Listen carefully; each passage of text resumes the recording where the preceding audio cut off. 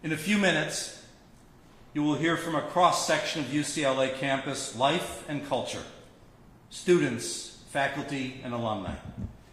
We are grateful for their presence and for their courage in speaking out. For each of them, this is all so very personal. To say this has been a bad week on the UCLA campus would be a gross understatement. On all accounts, UCLA failed to uphold its most important and sacred responsibility to assure the safety, the well-being, and the civil rights of all its students. Let us be clear.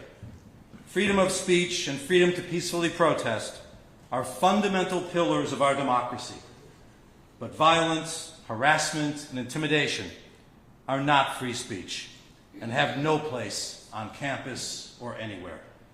Simply stated, we failed our Jewish students this week.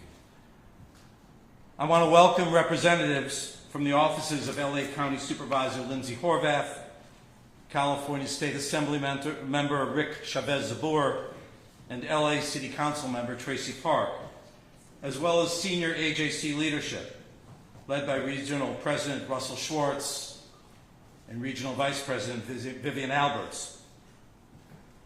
And a very special thank you to our colleague Dan Gold, Executive Director of UCLA Hillel, for so graciously welcoming us today. We are gathered in this beautiful space because of a new and essential and urgent partnership between AJC and Hillel globally, an important beginning.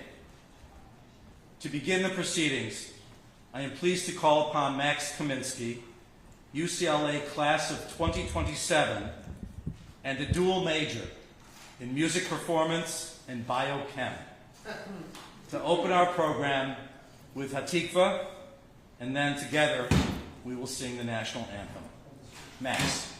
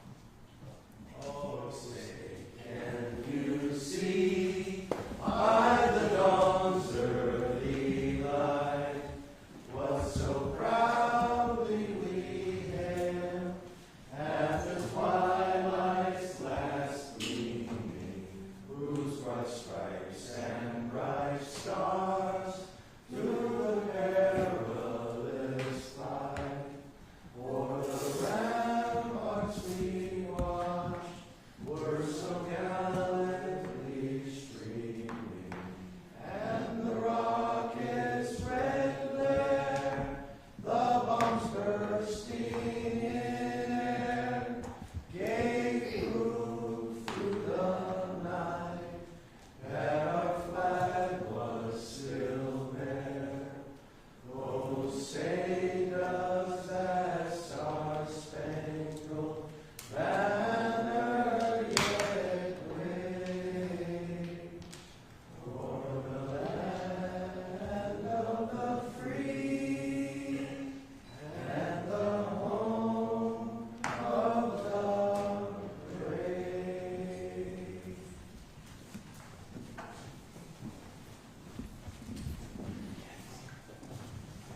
Max, thank you. Thank you so much for that. For Jewish students, this past week has been filled with tactics of intimidation and violations of their civil rights. Demonstrators maintaining checkpoints throughout campus with signs proclaiming Zionists not welcome. The Jewish student refused access to the main entrance of Powell Library because he self-identified as a Zionist. Another Jewish student assaulted by more than a dozen demonstrators with no intervention from UCLA's private security present and witnessing the assault. This is not Vienna of 1938, but Los Angeles of 2024, and it is unacceptable. What have we learned over this last week? One clear takeaway is that this is not a redux of the 60s. For whatever the issues, students weren't targeting their fellow students back then. What do we still have to learn? How to disagree civilly, how to think critically, and how to hold to account those who harassed and intimidated, defiled and defaced Royce Hall, and who turned their fellow Bruins into objects of scorn, discrimination, and hate. To be fair, violence against the UCLA encampment by some pro-Israel agitators further endangered students and contravenes our Jewish values, making an already intolerable situation even worse. We condemn these actions unequivocally. The Golden State Plan, released by Governor Newsom just weeks ago, is a plan to counter anti-Semitism, a mirror of the U.S. national strategy released by the White House exactly 1 year ago. And it does offer a way forward by strengthening student codes of conduct, by enforcing campus safety policies, by cultivating safe spaces for affinity in dialogue, maybe not now, but eventually, and by creating an Office of Civil Rights to convene campus safety officials for training on anti-Semitism and other forms of hate. But all of this can only begin with workshops on anti-Semitism and civility as part of student orientation every year before the start of the academic term. It is that basic and should also include faculty to underscore their sacrosanct obligation to provide a learning environment free from bias or intimidation. This, too, was an abject failure of too many at UCLA this past week. These are largely longer-term strategies, but right now, as the campus powder keg continues to seethe, we call upon the administration to assure the safety and security of all on campus, to clarify and enforce existing rules surrounding protests, to check in with the Jewish community on campus, here at Hillel and at Chabad, and to never cede ground to protesters who break clearly established campus rules. Ultimately, to communicate clearly and unequivocally about what constitutes free speech versus unsanctioned disruption.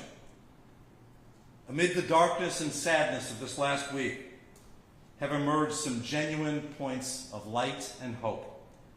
The poise and grace of the Jewish students interviewed in recent days has been extraordinary. There's no other way to describe that. Let's hear from one of them now. Please welcome Gabby Lasry, Vice President of Bruins for Israel. Yeah.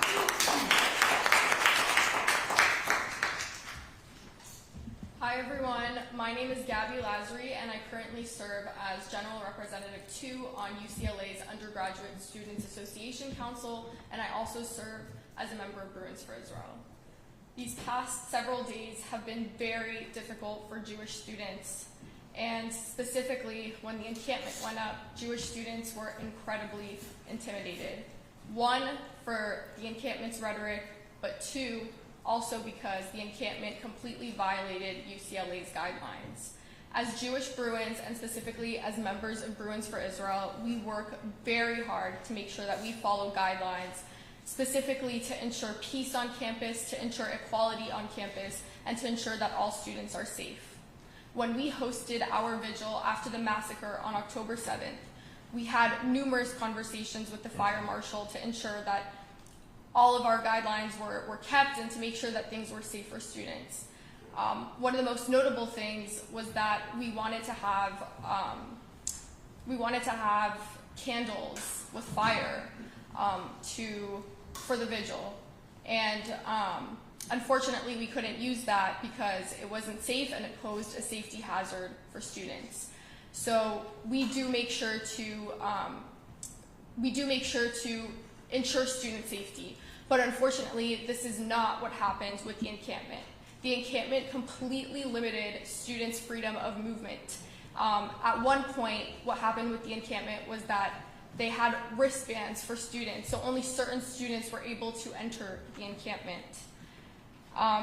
And we know that these are the same students that unfortunately built the 7-foot large pig right outside of the Regents meeting. This pig was incredibly anti-Semitic, and it hurt a lot of Jewish students on campus, and it made us feel incredibly uneasy. Aside from the violation of guidelines, what is also very difficult is the rhetoric that unfortunately is protected by free speech, and this dangerous rhetoric that is spewed in the encampment calls for the death of all Zionists. And something that I do think is really incredibly important to mention is that anti-Zionism is most definitely anti-Semitism. Zionism is the right for the Jewish people to self-determinate in their homeland, in the land of Israel. And when you agree to the self-determination of one people, but you completely deny the self-determination of another people, you are posing a double standard. And that is inherently anti-Semitic. And something that is also incredibly important to note is that Israel is intrinsically tied to Jewish people's identity. We and Israel are one and the same. A lot of the Jewish holidays that we celebrate have to do with the land of Israel. And so to me, when you completely deny me access to my homeland and you call for the eradication of my homeland, then you are calling for the eradication of the state of Israel, and you are calling for the eradication of the Jewish people. Something that I learned through these really difficult times is that when people spew all of these hateful things, the Jewish people, the Jewish community, we come together, we unite, and we hold each other tight through adversity, and we persevere and we resist, just as Jewish history has always taught us. So I do want to thank you so much for your time, and we will get through these difficult times together. Thank you.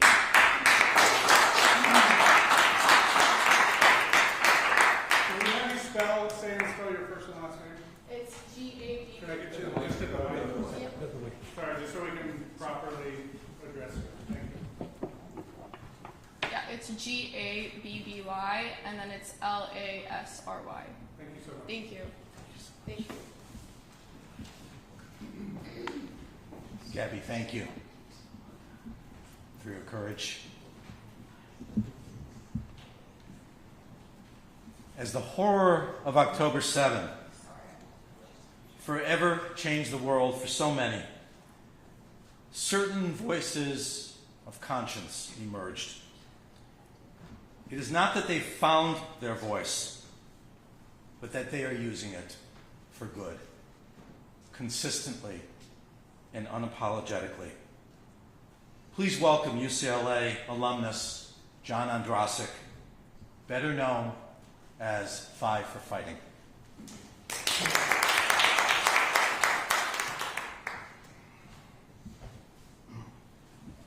Hello. John Ondrasik, class of '88, a long time ago. Applied mathematics major. Also write songs sometimes. My dad, graduate student UCLA astrophysicist.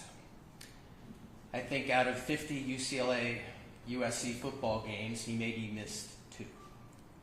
My aunt, UCLA graduate, appellate court judge of California, retired. I still have John Wooden's Pyramid of Success on my wall. And I am disgusted. I am ashamed of what's happening across the street. I have one question. One simple question for Gene Block, for the board, for the administrators, and for the faculty of our school. And the question is this: if a barbaric terrorist group drove motorcycles, built hang gliders, and crossed the border and massacred 1,200 Muslims, raped Muslim women and killed them at a concert for peace, beheaded Muslim babies, tortured Muslim children in front of their parents, killed them, filmed it and uploaded it to Facebook for their families and the world to see. And then that group took over 200 Muslim hostages, children, babies, grandmothers, and as we would speak, still would have over 100 Muslim hostages, including 5 Muslim Americans. And then a group of students, egged on by faculty at UCLA, formed an encampment to celebrate that group, that terrorist group, those atrocities, took over Royce Hall and started blocking Muslim students from moving across campus, started attacking Muslim students and sending them to the hospital, started creating checkpoints with wristbands and asking students, "Are you Muslim?" And if they said yes, denied them entry into their spaces. Would you tolerate that, Gene Block? Would you enable that, board of UCLA? Would you assist that, administrators? And would you participate and celebrate that, faculty?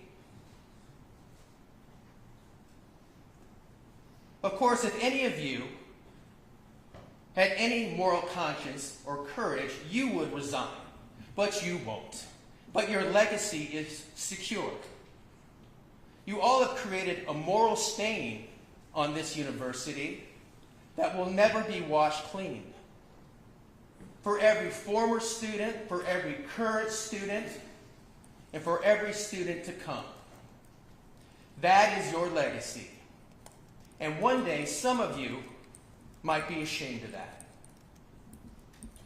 To the Jewish students of UCLA and the students who have not been seduced by the anti-Semitic and hate that many of your faculty and the radicals that have convened at UCLA have been sharing with these kids.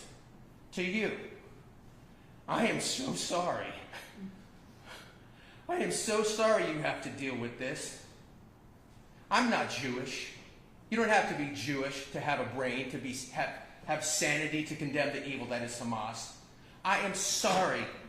What did you do? You worked your butt off. You got good grades. You came to a school of your dreams. You didn't ask for this. It breaks my heart that you have to be fighting for civilization against those who want to tear it down on the front lines. It's a disgrace, but it is what it is. Watching some of these Jewish students come and speak is incredibly inspiring.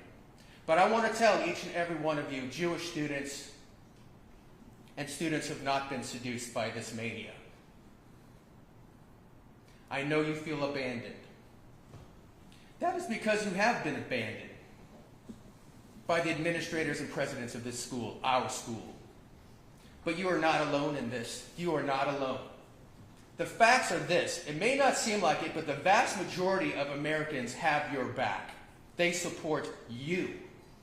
There are great people in this room who support you. The AJC, my friend Rick, and others. And I support you. And the people that are speaking today support you. If you feel scared, if you're at UCLA, if you're at MIT, if you're at NYU, if you're at Columbia, if you're at the nation of Columbia, wherever you may be, we have your back. Find someone to talk to. Understand this. Reach out to the AJC. Stand with us. Reach out to me. I've talked to many of you already. FightForFighting.com, email John. Fight for Fighting Music, whatever that Instagram thing is, do that. Send me a message. Because we are here for you. You are good. You are on the right side of history. You are the hope of the future. And we stand with you shoulder to shoulder. And we'll get through this together. And we will come out the better side.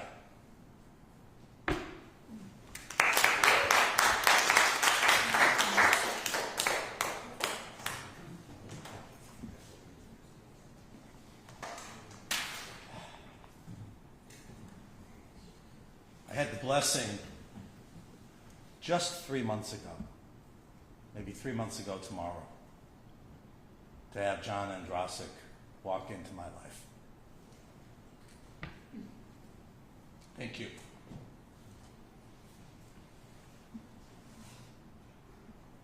The voices of activism and moral clarity and goodness have come from many places since October 7 and in recent days. Please welcome another such amazing voice, the actor and activist, Jonah Platt.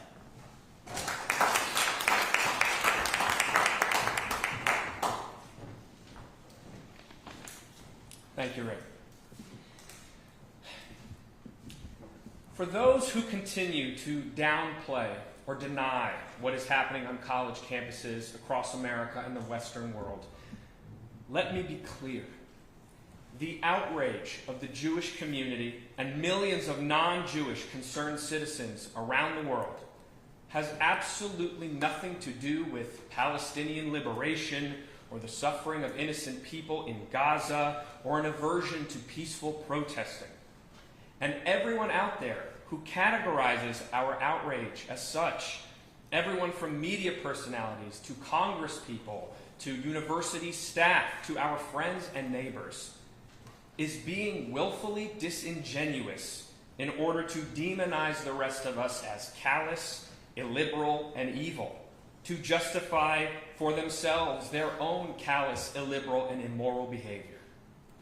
Our outrage is directed at one thing, and one thing only, and we have been absolutely unified in our expression of this outrage. So the only excuse for being ignorant to it is if one has purposefully worked not to hear it. We, as all decent people should be, are outraged by the open, blatant, vicious, anti-Jew hate being hurled at random Jewish students and professors simply for being Jews, or at least not the right kind of Jew, as they try to do what they have come to university to do: go to class, walk across campus, learn, exist. Jews are being bullied, harassed, intimidated, assaulted, excluded. Privileged American college students, their faces masked to hide their association with this unjust anti-Semitic mob, their ranks swelled by paid outside agitators, openly call for the death of Jews, death of Israel, death of America, as they cheer on Islamist terror groups like Hamas, PFLP, and Hezbollah. So again, let me be clear.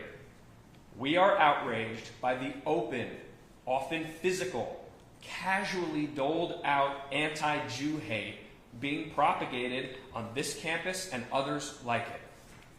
Any human being who purports to believe in kindness and justice and progressive values should be outraged at the blatant targeted hate of a minority group. The only reason you would not be bothered by such hatred is if you believe that kindness, justice, and progressive values should not apply to Jews as they do to everyone else, which is the textbook definition of contemporary antisemitism. You do not need Jew hatred to communicate a pro-Palestine vision, unless, of course, the Jew hatred is actually the point. To the Jewish students on this campus, we are with you. The Jewish community is with you. Millions of kind-hearted, clear-eyed, critically thinking fellow Americans are with you. And together, we will continue expressing our singular outrage until every shred of anti-Jew hate is scrubbed clean off this campus and every other college campus across the land. Am Yisrael Chai.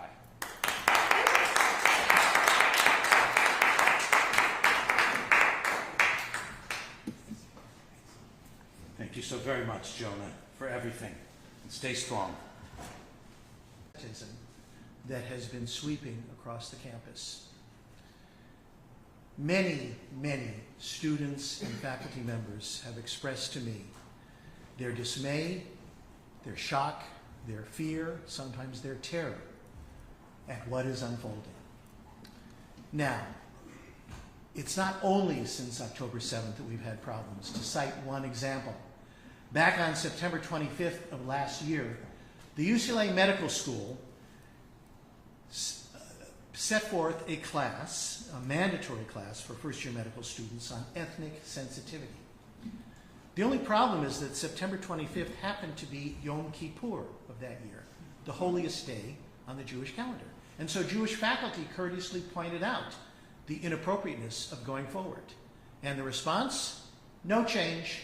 The mandatory seminar on ethnic sensitivity proceeded in violation of the sensitivity of Jewish people. Since October 7th, I can only give you a tiny smattering. On October 12th, protesters photographed a member of the UCLA faculty. They threatened her, saying, quote, "We will find you, we will take care of you," close quote. The next day, one of those same demonstrators came to her husband's place of work and photographed him. And shortly thereafter, the couple left their house to find a pile of garbage outside with a swastika on top. Later on October 25th, first-year medical students at UCLA had their class interrupted by a walkout, a mandatory walkout, so said the people who came into the class. Most of the students left, 4 or 5 Jews remained behind, only to be vilified by those who were leaving and called dogs. I consulted with a professor in our faculty who participated in a solidarity mission to Israel. After she came back, there were photographs of her in the background at a briefing in Israel, and some of the students went to the department head to say they don't feel safe having this person grading their papers, even though the subject matter concerned East LA, as far from Palestine as you can imagine. In response, her supervisor said, "Well, I think you should apologize to the students and assure them that you will be fair with them." To which she answered, "Is this what you would say to a Chinese-American member of the faculty who happened to visit China? Would you ask a black member of the faculty to apologize for being black?" On and on these stories go. While I was driving over here this morning, I received a text from a student who is, as everyone else, not attending classes because they're only on Zoom. But this student expressed fear for their safety in the dorms, given the environment of what's going on. There has been an ocean of hatred of Jews. The tides must shift. We must see a fundamentally different situation here at UCLA. Thank you. Thank you, David, and wishing strength to the faculty group. We know you need it.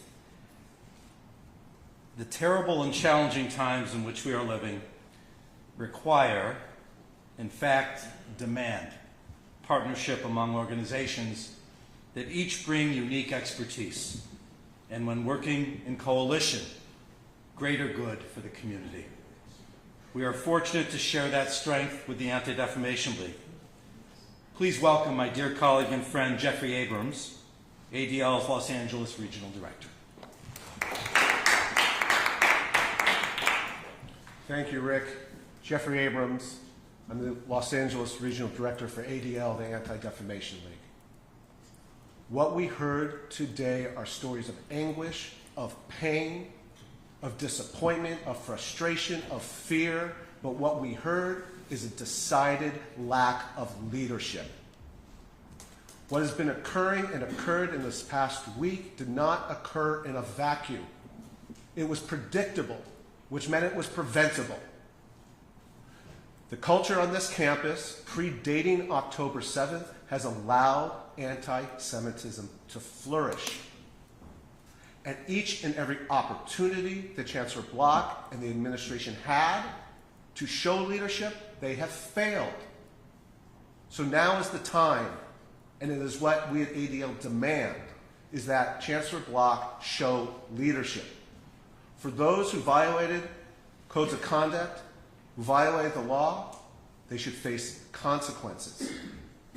There are time, place, and manner restrictions on campus for a reason, for the safety of all students, not just Jewish students, all students. And now is the time, because there's time left. There's time left at UCLA. There's time left for the rest of the quarter and commencement.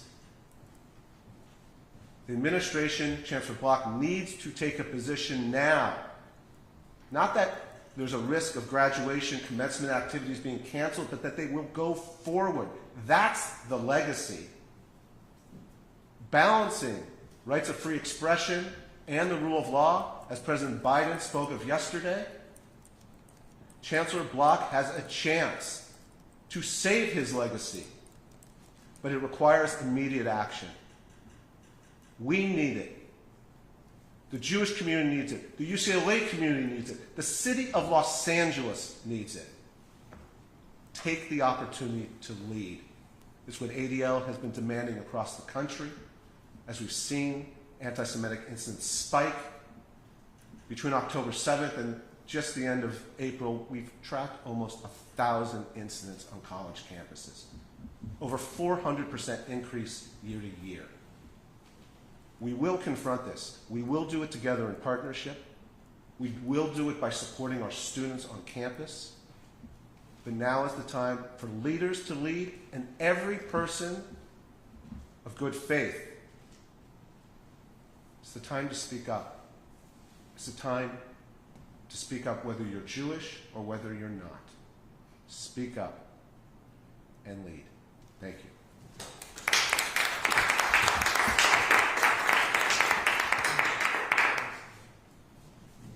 Jeff, thank you so very much.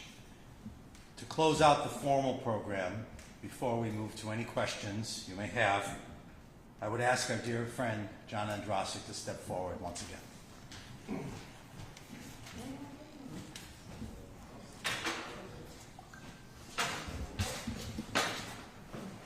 Thanks, Rick. This song is, I wrote after October 7th. It's called Okay, but the theme really is we're not okay. We're so broken in so many ways. And I'd actually like to dedicate this to many of the protesters, many of the kids on these camps. Because I think in their minds, they think they're doing the right thing. Because they have been misled. They've fallen under the spell of evil people who are indoctrinating them. And I think it's important for organizations and institutions like UCLA to have dialogue on campus and have debates. I saw a TikTok tweet from a student yesterday that said, Palestinians are slaves in Israel. Because that's what they're being taught. When I was there with Rick 2 weeks ago, I walked through Jaffa and met some of the 2 million Arabs who live very happily in Israel. So I'd like to dedicate this to them, because we need to save them too.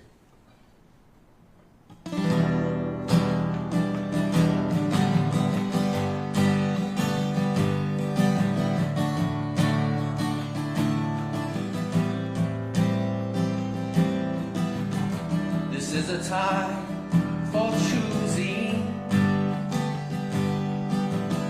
This is a time to mourn. The moral man is losing.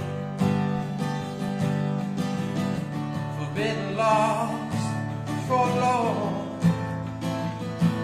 I don't understand how you can look yourself in the mirror. I don't understand how did that love fill up your eyes. We are not. We are not.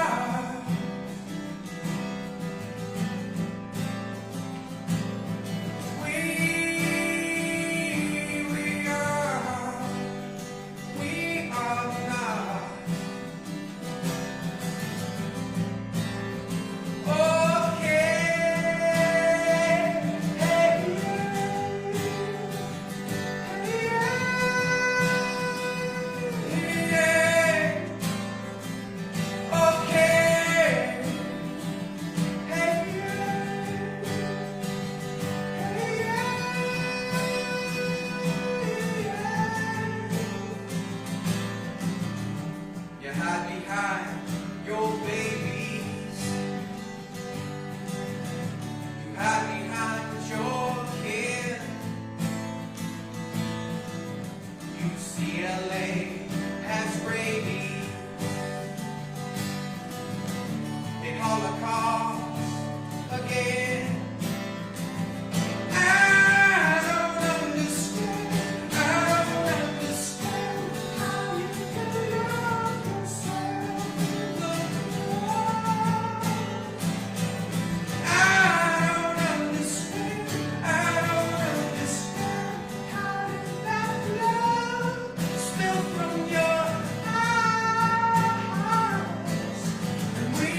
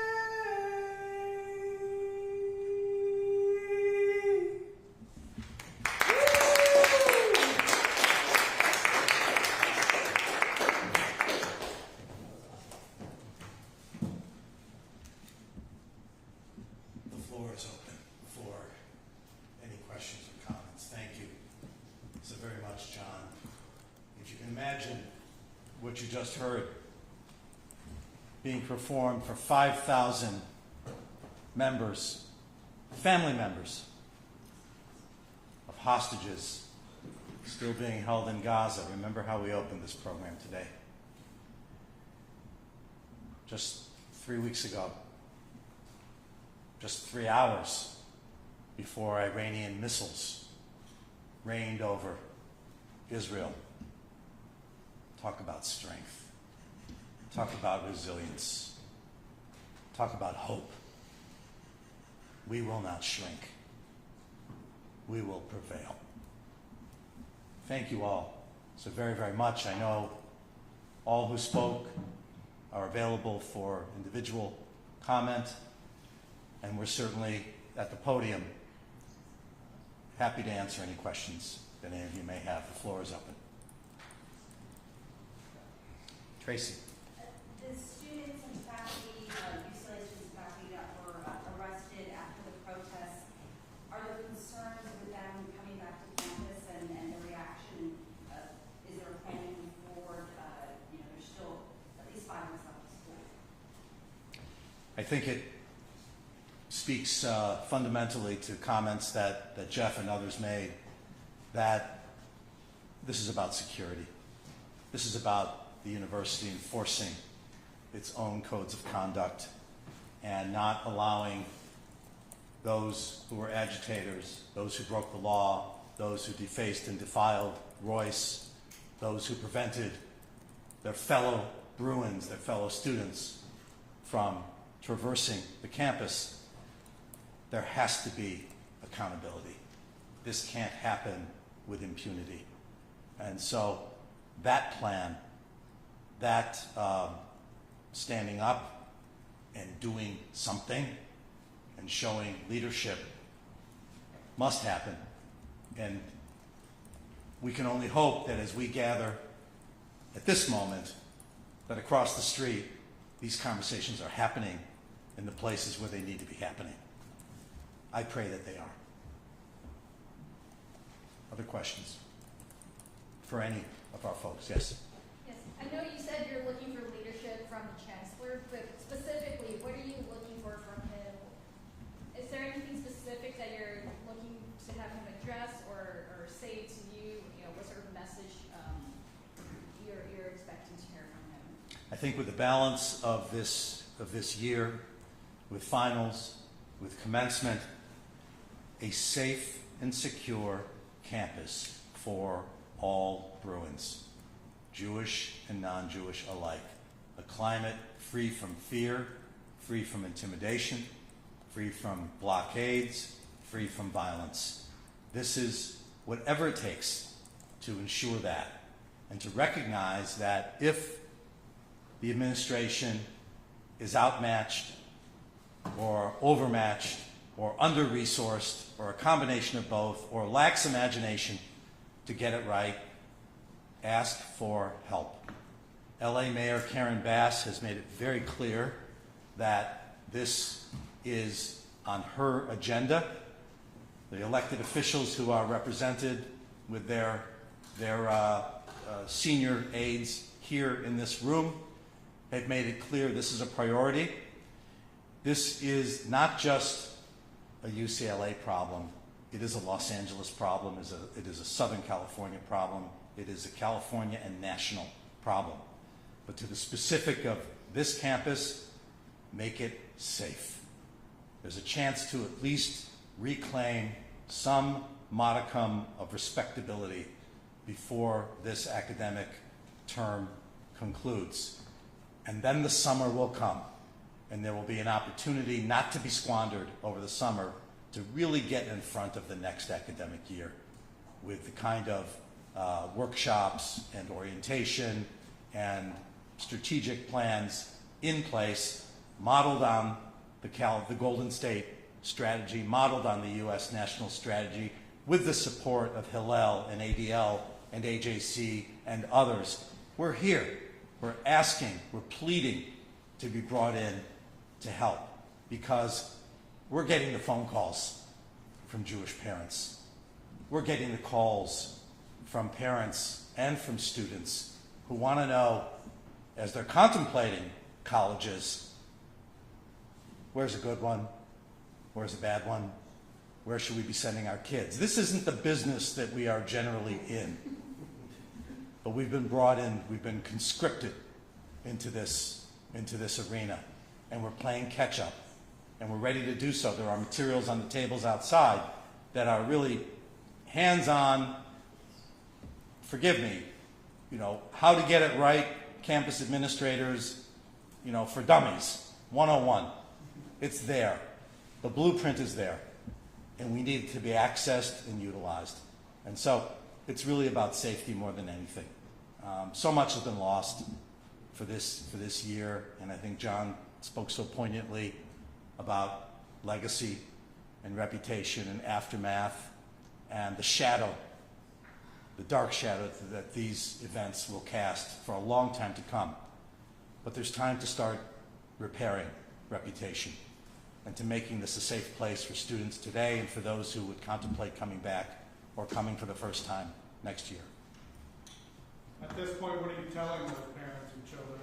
Are you saying come to UCLA, or are you saying hold off and wait? Well, we're taking a little bit of a pause, and we're asking them to work with us and let us come back to them with a little bit of a report card. Jeff, you want to jump in here, please?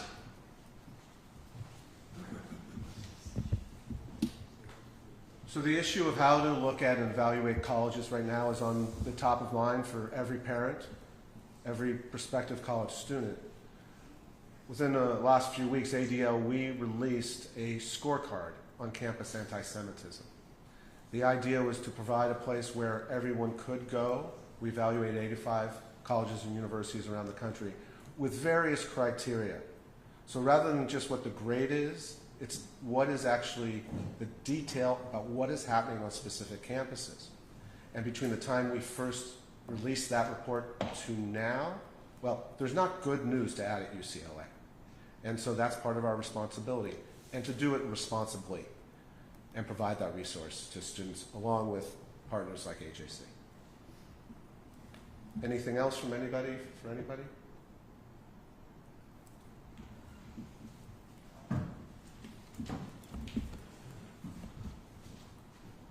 Thank you again. To better days, please call on us, and please demand better from this campus and others. Our kids deserve nothing less. Thank you. God bless.